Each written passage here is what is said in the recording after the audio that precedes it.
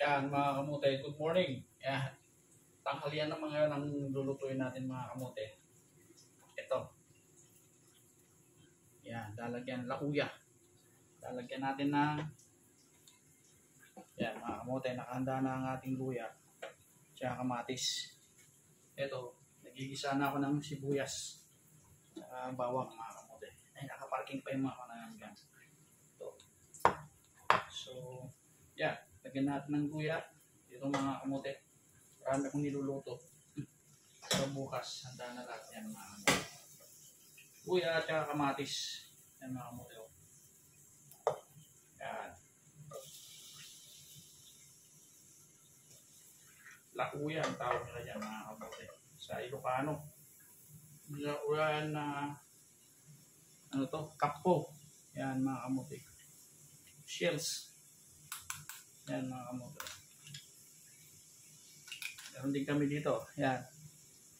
Ganon. Yan mga kamote. Kapo. Kimapo kung nada. Yan mga lalagyan namin ng lauya. Luya, kamatis, bawang isa. Yan mga kamote. Pero gisa muna natin yung kamatis. Hanggang sa magurugog siya mga kamote.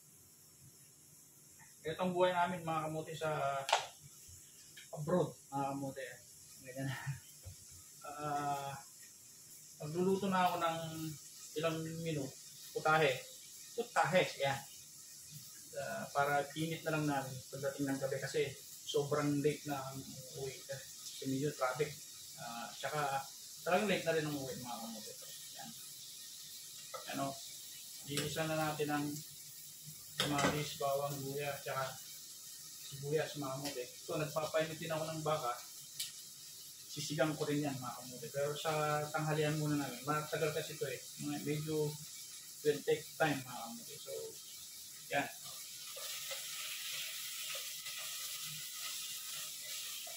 Lauya lang, tawag dito mga kamote.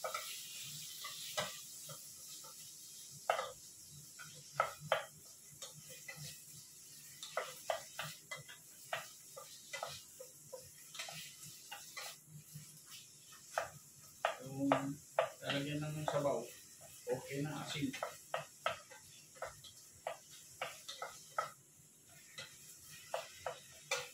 Yan mga kamote. Ito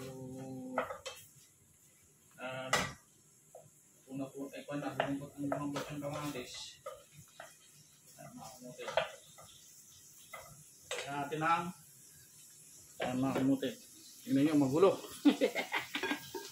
Yan. Para makita nyo naman, mga kamote, hirap talagang mangganap buhay mga kamote.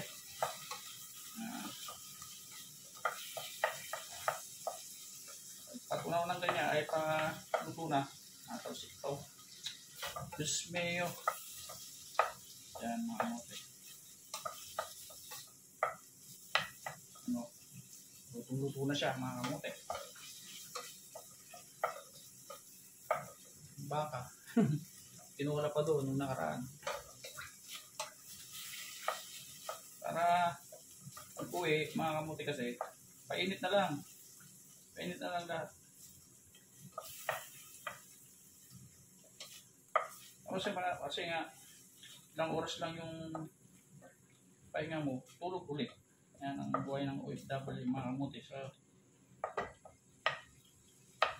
wala namang masarap. Puro hirap. Ayan. Pero masarap din. Minsan sa masarap, minsan sa mahirap. Ayan. Ayan. Ayan na mga kamote. Itong luto na yung ating kamatis. Kaya ko na. Nakahanda na rin yung mainit na one dyan. Mississippi River, mga kamote yan. Lagyan na natin ang ito. Shells. Mamaya. Ayan mga kamote. Ugasan ko na maigit ito mga kamote. Yan. Yan. Try ko na. Yan. Pagka yung mga marites o mga bungera mga kamote, ito ang sinasabi ng aking gula. Sa kalakuwar nga kapok. Yan. Yan kasi pagka daldal ka ng daldal. Gaya Yan mga kamote. Kita nyo na. Hahash. Tumarapitik. Yan mga kamote. Siyempre, haluin.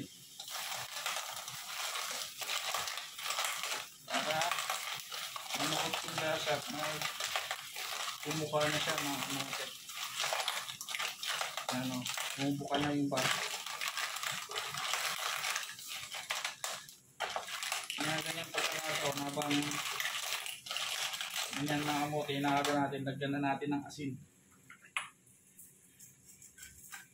Yan. Again, Himalayan salt mga kamote. Pink siya, no?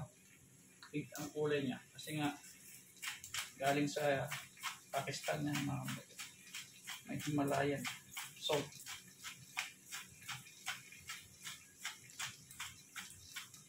Yan. Then, Himalayan paminta.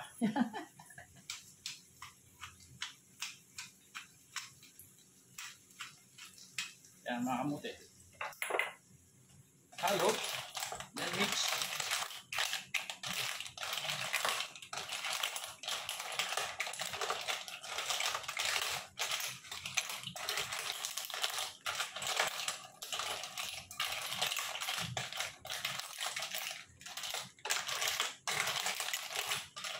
Yan mga kamote.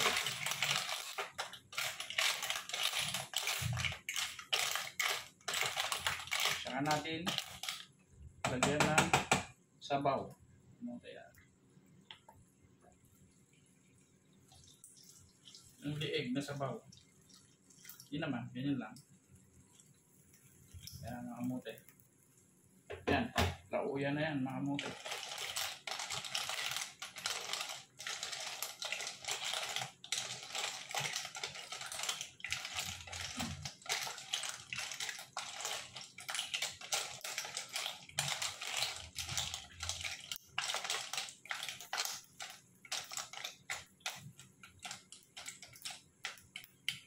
Luto na yan mga kamote. Yan. Last but not the least, mga kamote, habang kumulo ng ganyan, yan, nawala na yung mga iba. Kasi nga sa kakahalo ko, yan, namuha ng iba mga kamote, yung iba hindi pa. Pero bubuka rin yan mga kamote. Pakipot lang. Yan mga kamote. Yan. Luto na yan mga kamote. Kumukulo na oh. At ilalagay na natin ang ating onion spring. Yan. Yan. Onion spring mga kamote yan. Para mayroon siyang greenery. Yan.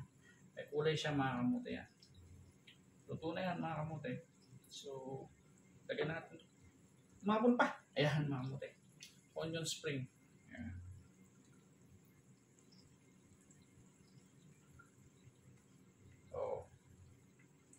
Tayo na natin. Makapot na ito. Yan. Yan mga kamote. Luto na siya. Let's G. Yan mga kamote. Meron pang dyan. Sarap na yan. Oh. Yan mga kamote. Maraming salamat sa panonood. Lauyang kapo o kaya shells mga kamote. Lagyan ng luya. Yan. Sa Ilocano. Maraming salamat and God bless.